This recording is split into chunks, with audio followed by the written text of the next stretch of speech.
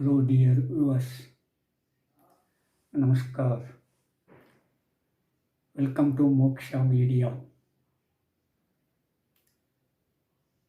You are with Moksha Hiremat.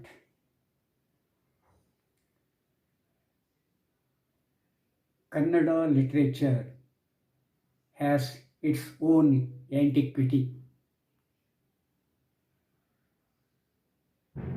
Those ancestors contributed a lot to Kannada literary period. To the young generation of modern days, it seems that they were religious and cast in spirit. But when we go through the literature produced by them, it seems it is not a religious as we understand it in a narrow sense. It is not a cast in spirit as we understand in the alienated thoughts of the present day. If we look at the Kannada literary period, it seems it is full of narrow-minded sometimes. But in reality, it is not narrow-minded, but it is very broader than modern thoughts. That is what we have to keep in our mind while looking at the literary period. Sometimes the young generation of the modern days think that they are advanced. They are advanced in narrow-mindedness, but not in spiritual sense, but not in the understanding of the universe and not in analyzing the universe as a whole. Compared to this, the Kannada literary period is so advanced. Sometimes we ourselves are amazed at that broader sense of Kannada literary period. In this sense, we have to see the Kannada literary period. Of course, different literary periods contribute a lot to different aspects of life, to different aspects of culture and civilization, and to make a man a real human being.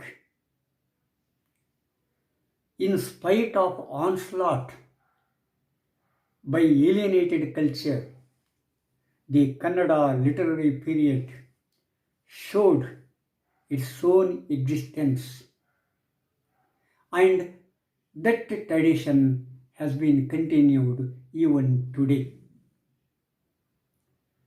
So we have to take into account these factors while analyzing Kannada literary period. Of course, we have already seen the pre-old Kannada literary period, Jain's literary period, and Veerashaiva's literary period.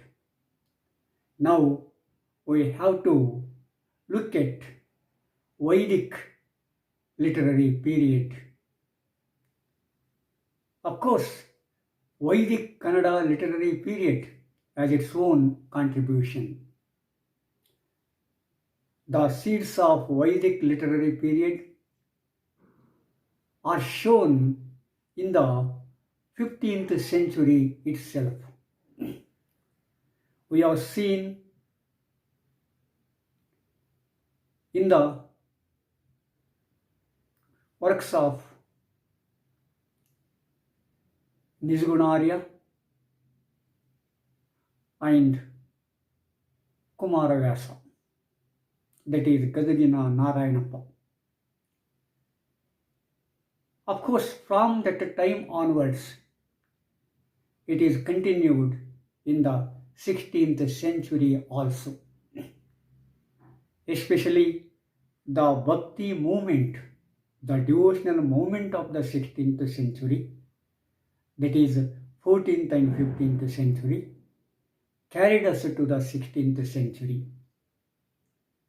Of course, in the 16th century, that devotional cult was continued.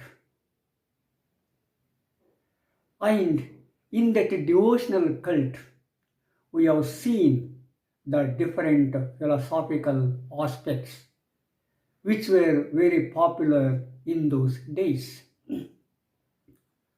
We could see the popular cult of Advaita, Shakti Vishishta Advaita, Dvaita, and Vishishta Advaita. Of course, these Siddhantas have their own faiths, have their own beliefs, have their own rituals. The poets and writers of these periods, that is the 16th, 17th, 18th centuries, were committed to these faiths, either this or that. Even though they were committed to these faiths, but they were not narrow-minded. They tried their best to understand the human problems and to solve the human problems in the background of these tenets. They applied these tenets to the actual life. They brought literature from palace to the playground, from scholarly attitude to the commonly attitude, and they became voice of the common people. We could see it in the Kirtanas of Purandaradasa and Kanakadasa. Of course, Purandaradasa is considered as the father of Karnataka music. Karnataka music does not mean it is confined to only Kannada, Karnataka state. We have to take into account the Karnataka environment of that time. Even today, whenever a Karnataka music is taught to the youngsters, actually it begins with Purandara's Kirtanas. He composed voluminous Kirtanas. It is said that he has composed nearly 4,75,000 Kirtanas. And his son added another 25 Kirtanas to that list and made it 5 lakh. But most of them are not found even today. But in those Kirtanas, we see the costless spirit. We have the other writers who are belong to other castes, but they didn't have the caste spirit as we think. But when alienated culture and thoughts were interfered in the Indian environment and in the Karnataka environment and Kannada environment, that time they showed the seeds of the spirit of casteism and religious fanaticism in order to propagate their thoughts, in order to propagate their culture, and in order to continue their rule in the name of that alienated thought and culture. They divided the masses into so many sects, into so many castes, into so many sects.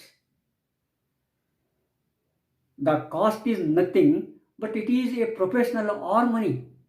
Even today, that professional harmony can be seen. But if you think that that is a section, that is a division, it is not the foolishness of the caste, but it is of ours. Because whenever we want to do something, whenever we want to contribute something, this professional harmony is there. But the inferiority between professional harmony is not accepted. But some narrow-minded persons inculcated that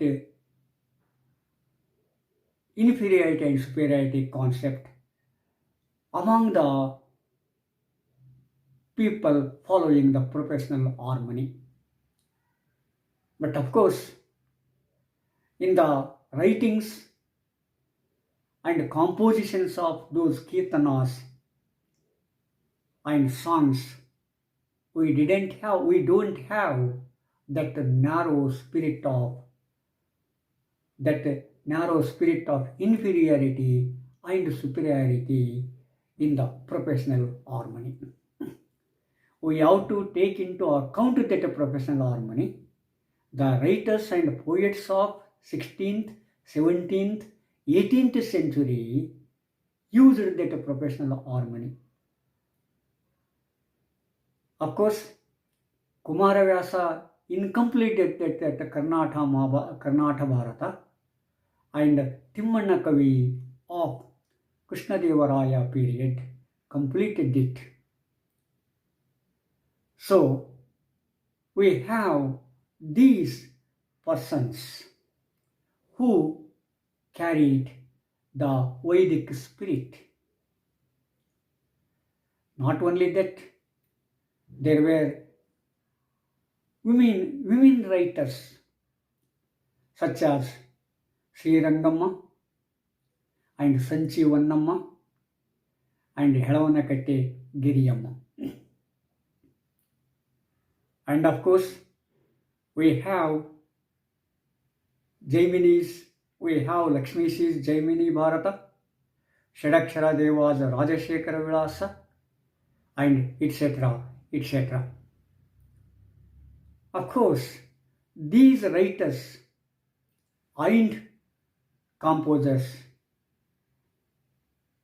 have based their ideas on the great epics of that period, and in this period also, that is Ramayana and Mahabharata.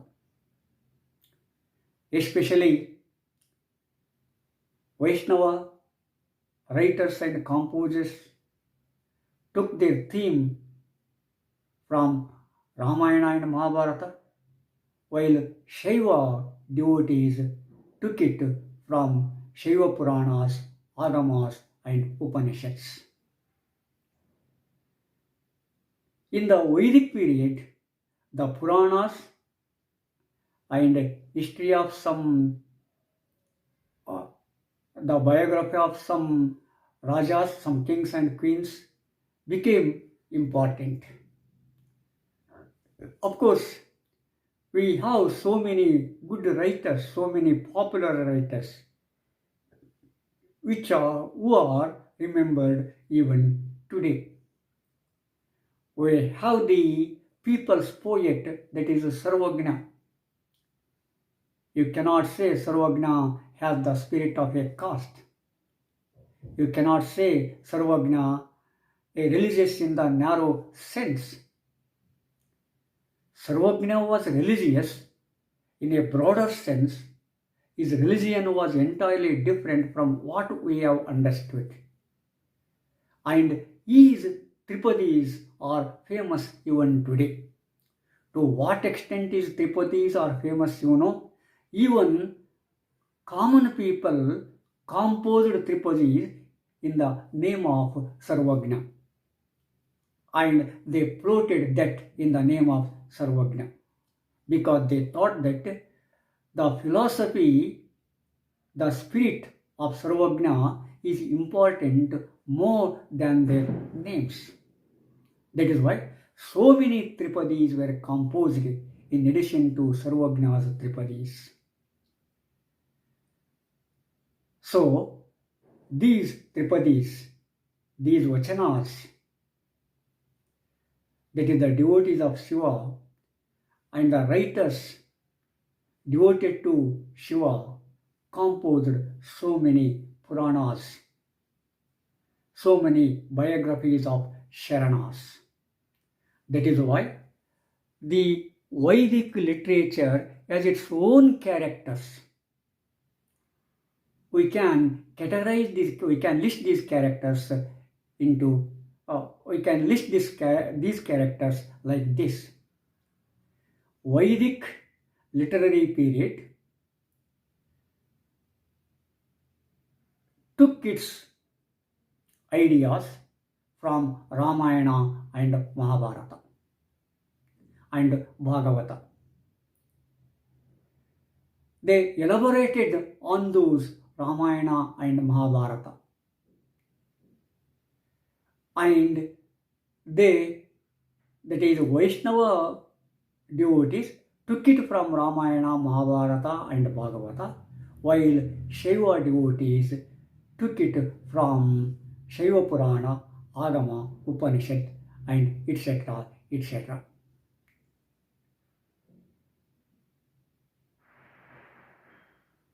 Not only that, some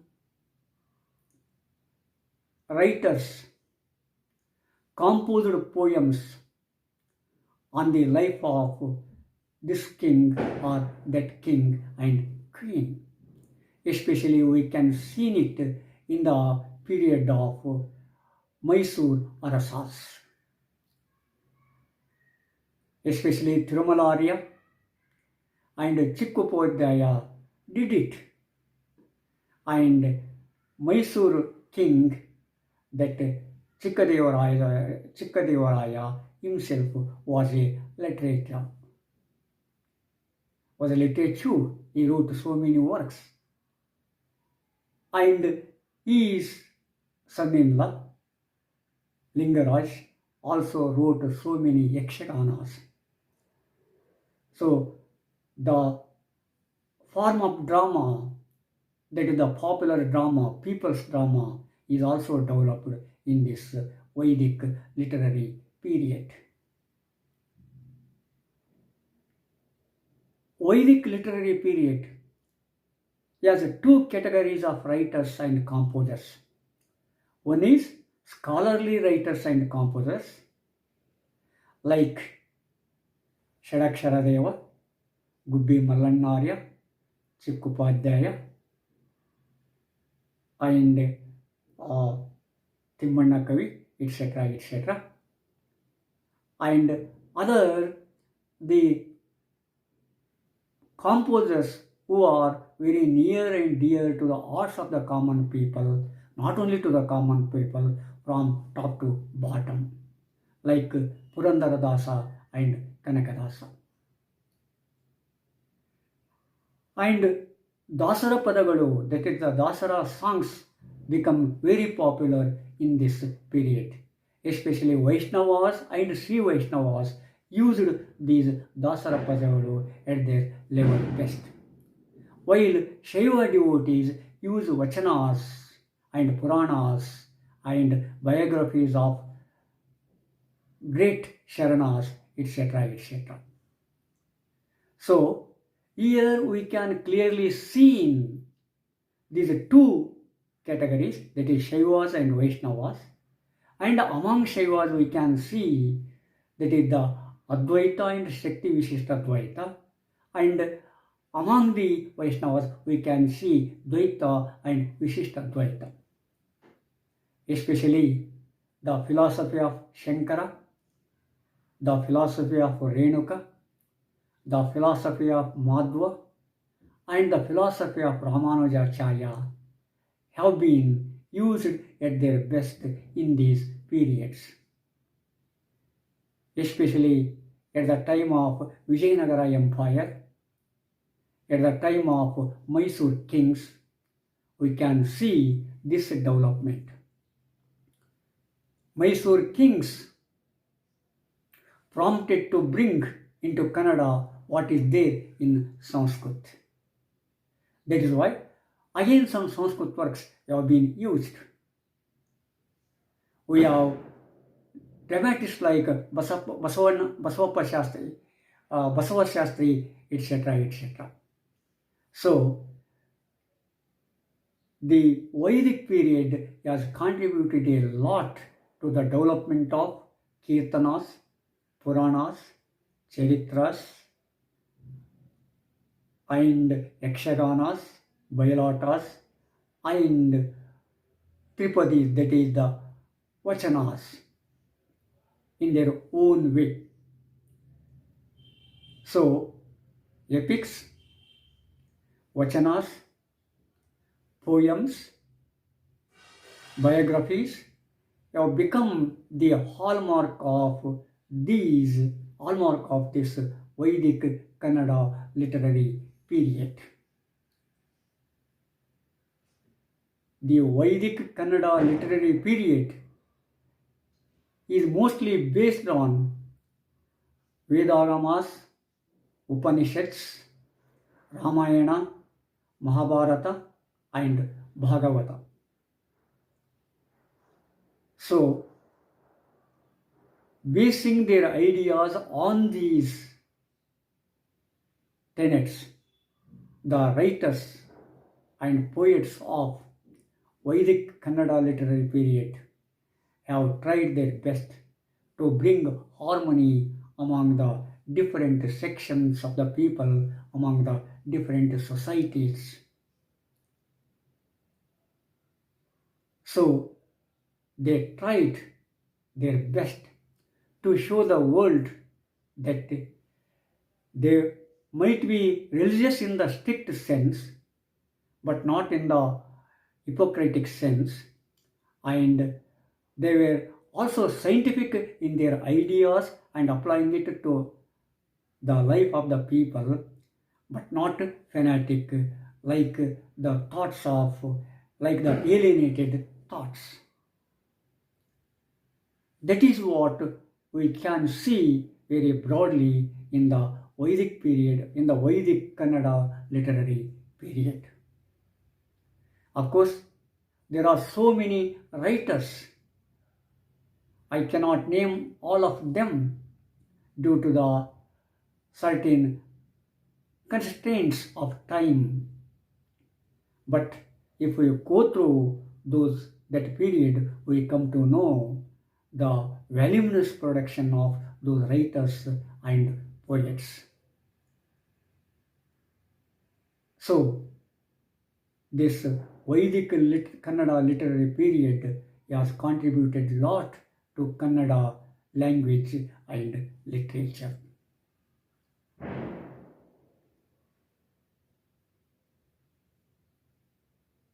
Share and subscribe.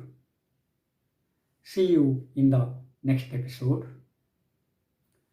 Namaskar.